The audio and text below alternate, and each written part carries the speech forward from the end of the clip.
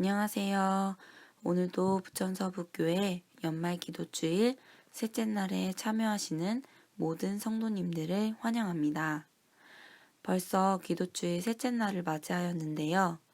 오늘 하나님과 교제하는 시간이 더욱 많아지는 하루가 되기를 소망합니다. 먼저 찬양 한 곡 들으시고 오늘은 비할 데 없는 그리스도라는 주제로 최하나 청년이 낭독문을 읽을 때 우리 마음에 성령께서 역사하시는 귀한 은혜가 있기를 바랍니다. 먼저 찬양 들으시도록 하겠습니다.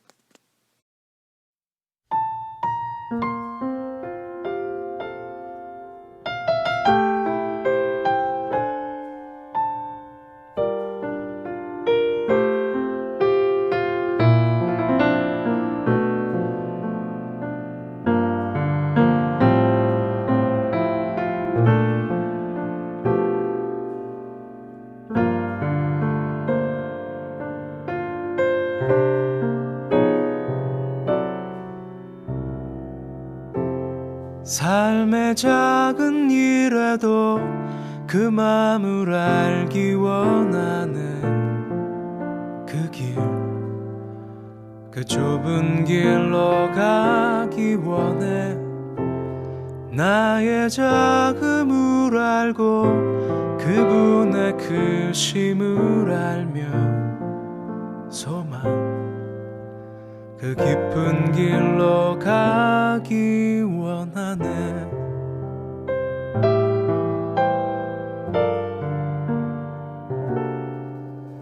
저 높이 솟은 산이 되기보다 여기 오름직한 동산이 되길, 내가 아는 길만 비추기보다는 누군가의 길을 비춰준다면, 내가 노래하듯이 또 내가 얘기하듯이 살길, 난 그렇게 죽기 원하네. 삶의 한 절이라도 그분을 닮기 원하네.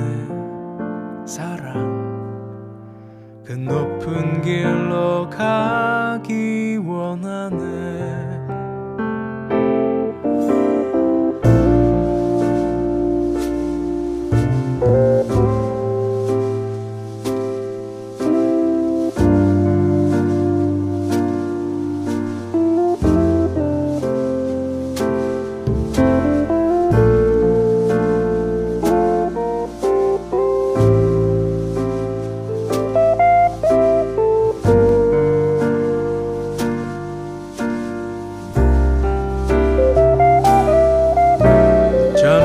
솟은 산이 되기보다 여기 오름직한 동산이 되길, 내가 아는 길만 비추기보다는 누군가의 길을 비춰준다면, 내가 노래하듯이 또 내가 얘기하듯이 살길, 난 그렇게 죽기 원하네. 삶의 한 절이라도 그분을 닮기 원하네. 사랑, 그 좁은 길로 가기 원하네. 그 깊은 길로 가기 원하네.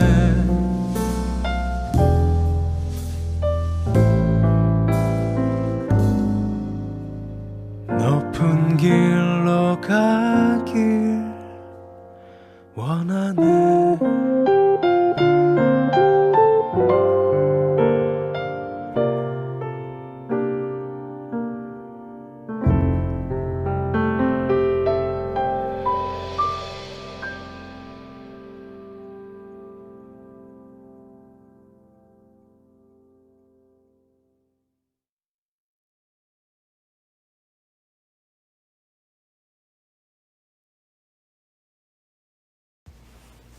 피할 데 없는 그리스도. 노년의 사도 요한은 우리가 보고 들은 말을 너희에게도 전함은 너희로 우리와 사귐이 있게 하려 함이니 우리의 사귐은 아버지와 그의 아들 예수 그리스도와 더불어 누림이라 라고 기록했다. 그는 또한 그의 안에 산다고 하는 자는 그가 행하시는 대로 자기도 행할지니라 라고 덧붙였다. 사도는 그리스도인들을 그리스도 안에 거하는 자 혹은 그와 연합한 자들로 묘사한다. 그리스도인의 삶은 매일 주님과 동행하는 것으로 이루어진다. 예수 안에 거하기 위하여 성도들은 그리스도께서 사셨던 것처럼 살라고 부름받았다. 요한은 그리스도 안에 사는 과정을 아버지와 아들, 성령 그리고 동료 신자들과 사귐이 있는 것으로 정의했다. 그리스도인의 삶은 공통된 실체, 즉 예수의 희생적 죽음에 근거한다. 그리고 우리가 어떻게 하나님과 다른 사람들을 위해 살고 있는지 보여주는 것이 기독교이다. 예수님 생애의 특징은 변화시키는 능력이다. 우리는 그분께서 말씀하셨던 것을 들음으로써 또 그분이 행하셨던 것을 행함으로써 다시 말해서 그분의 말씀과 행동을 모본으로 삼음으로써 그 능력에 접속한다. 그분은 그리스도인 삶의 최고 모본이시다. 그 발걸음을 그대로 따라야 한다. 예수님은 사람들을 변화시키고자 하셨다. 예수님은 자신에 대해 듣고 본 사람들의 삶을 근본적으로 바꾸어 놓기 위해 오셨다. 그분은 사람들을 자기 제자가 되도록 부르셨다. 제자도는 단순히 그분의 가르침을 기억하는 것이 아니라 그 가르침에 담긴 능력이 우리 안에 새로운 삶으로 자리 잡게 하는 것이다. 하나님 능력의 우주적 근원이신 예수께서는 인간의 심령 속에 있는 마귀의 역사를 정복하심으로 제자들을 세우셨다. 그리고 그분은 자기를 따르도록 사람들을 부르셨다. 한 과학자가 연구차 정글을 여행해야 했다. 울창한 정글에는 도로나 길이 없었기에 현지 가이드를 데려갔다. 한참을 걷고 나서 그가 가이드에게 물었다. 더 이상 길이 보이지 않습니다. 우리가 올바른 방향으로 가고 있다는 것을 당신은 어떻게 알 수 있습니까? 그러자 내가 길입니다 라고 가이드가 대답했다. 그냥 나를 따라오세요. 하나님께 감사드리자. 우리는 길을 아는 분을 따라가고 있다. 길 잃고 방황하는 인류를 보시며 예수님은 내가 그 길이니 나를 따르라고 말씀하신다. 우리는 그분을 따르면서 그가 행하시는 대로 행하는 자가 되어야 한다. 예수님의 말씀들. 말할 필요도 없이 예수님은 그리스도인다움의 표준이 되셨다. 그분의 말씀은 도시의 거리에서, 성전뜰에서, 해변가에서, 여행길에서 선포되었고 하나님 왕국의 가치와 원리를 드러냈다. 그분을 통하여 이 타락한 행성에 하나님의 음성이 다시 들리게 되었고 인류를 가르치시며 구약에서 이스라엘 백성에게 들려주셨던 내용에 새로운 의미가 주어졌다. 산상수훈은 그리스도인으로서 예수님을 따라가며 자신의 정체성을 세상에 나타내려는 사람들이 어떤 방식으로 살아야 하는지를 알려주는 예수님의 말씀이다. 그 설교에서 예수께서는 살인을 정죄하셨고 특히 화내며 말하는 것도 그렇게 하는 것이라고 말씀하셨다. 그분은 다른 사람들과 화평하게 지내는 삶의 중요성을 강조하셨다. 간음은 그 행위 자체뿐 아니라 마음속에 음욕을 품는 것만으로도 마찬가지라고 단언하셨다. 오늘날과 같은 인터넷 시대에 정욕의 유혹을 받는 것은 예수님 시대의 사람에게는 상상할 수 없는 도전이다. 예수님은 결혼을 재차 지지하셨고 이혼은 그 자체가 상황을 복잡하게 만드는 문제임을 청중에게 상기시키셨다. 예수님은 공의에 대하여 말씀하시면서 보복보다 관대함이 더 나으며 원수조차 사랑하는 것이 진정한 영성의 특성 중 하나이고 하나님의 성품에 대한 가장 분명한 증거 중 하나라고 말씀하셨다. 예수님은 이기심을 키우기보다는 도움이 필요한 사람들을 돌보라고 말씀하셨다. 예수님은 하늘에 쌓이는 것이 진짜 보물이며 영적인 삶의 질은 물질적인 것에 달려있지 않다고 제자들을 일깨우셨다. 우리가 주님과 그의 나라를 구한다면 가장 본질적인 영적, 정서적, 질적 필요가 채워질 것이다. 우울증과 불안의 시대에 우리는 우리를 향한 하나님의 사랑을 붙잡고 그분께서 우리의 가장 깊은 필요를 채우실 것임을 믿어야 한다. 예수님은 상대방의 미숙함을 비판하고 싶을 때 그러기를 멈추고 자신의 미숙함을 깨닫는 것이 우리의 주요 임무가 되어야 한다고 말씀하셨다. 사람들을 섬기면서 의미 있고 즐겁고 효율적으로 살라는 것이 예수님의 가르침이다. 사랑은 하나님 왕국의 핵심 가치이다. 하나님을 사랑하는 것은 또 하나의 명령이 아니다. 그것은 우리의 영적 삶을 하나로 묶는 접착제이다. 하나님을 사랑해야 율법을 따를 수 있다. 서로 사랑하는 것은 좋아하는 사람끼리만이 아니라 원수에게도 적용된다. 안타깝게도 우리는 타인을 사랑하기가 어렵고 심지어 교회에서도 연합과 그리스도 중심의 정체성을 손상시키는 갈등과 긴장이 생긴다. 사도 요한은 이것을 분명히 알고 있었고 그래서 이렇게 기록했다.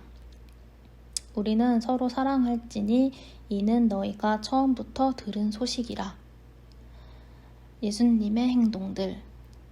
성경에 따르면 성품과 정체성은 우리의 행동을 통해 나타난다. 예수의 정체성은 다른 사람이 접근하지 못하게 감추어지거나 차단되지 않았다. 그분은 인간이 되셔서 자기 행동으로 자신의 거룩한 신원을 드러내셨다. 침례 요한은 옥에 갇혔을 때 예수님에게 기별꾼을 보내어 그분이 진정 메시아인지 물었다. 예수님은 요한의 제자들에게 말로서만이 아니라 자신이 무엇을 하는지를 보여주시면서 자신을 나타내셨다. 사람의 행동은 그 품성을 드러낸다. 예수님의 세리와 죄인들과 함께 식사하심으로 하나님의 긍휼을 나타내셨다. 그는 아버지의 뜻에 전적으로 순복하며 사셨고 기도와 성경 지식을 통해 아버지 하나님과 교통하면서 관계를 강화하셨다. 예수님은 안식일을 거룩하게 지키셨고 자신의 원수를 사랑하고 그들을 위해 기도하셨다. 그는 시험 받으셨을 때 악한 자를 이기셨고 귀신 들린 자와 병든 자를 구해내시면서 마귀에게 패배를 안기셨다. 사람들은 예수님이 두 맹인을 고치는 등 기적을 행하시는 모습을 보면서 그분이 다른 사람을 섬기는 일에 탁월하다는 것을 깨달았다. 그리스도의 행위 하나하나가 그분의 정체성을 드러냈고 그분을 따르며 그분의 교회가 되려는 사람들을 위한 삶의 표본이 되었다. 그분은 일생 동안 모든 피조물에 대한 하나님의 무한한 사랑을 보여주셨다. 우리의 죄를 도말하기 위해 십자가에 못 박히신 것은 인류에 대한 하나님의 사랑을 나타내는 최고의 증표이다. 나는 그리스도인이다. 예수님의 말과 행동으로 자신의 누구인지 드러내기 위해 오셨다. 그런데 사람들이 그분을 하나님의 아들로 인식한 것은 특별히 그분의 행동과 태도를 통해서였다. 모슬렘과 기독교인이 함께 사는 나라를 방문했을 때 나는 택시를 타고 회의에 참석하게 되었다. 차를 타고 가는 동안 택시기사에게 그의 종교 생활에 대해 물었다. 그는 밝은 미소와 함께 나는 모슬렘입니다. 라고 대답했다. 나는 그에게 내가 알고 있는 모슬렘 친구들에 대해 이야기했고 그들이 알라에게 얼마나 헌신적인지를 언급했다. 그는 나의 종교에 대해 물었고 나는 제7일 안식일 예수 재림 교인이라고 대답했다.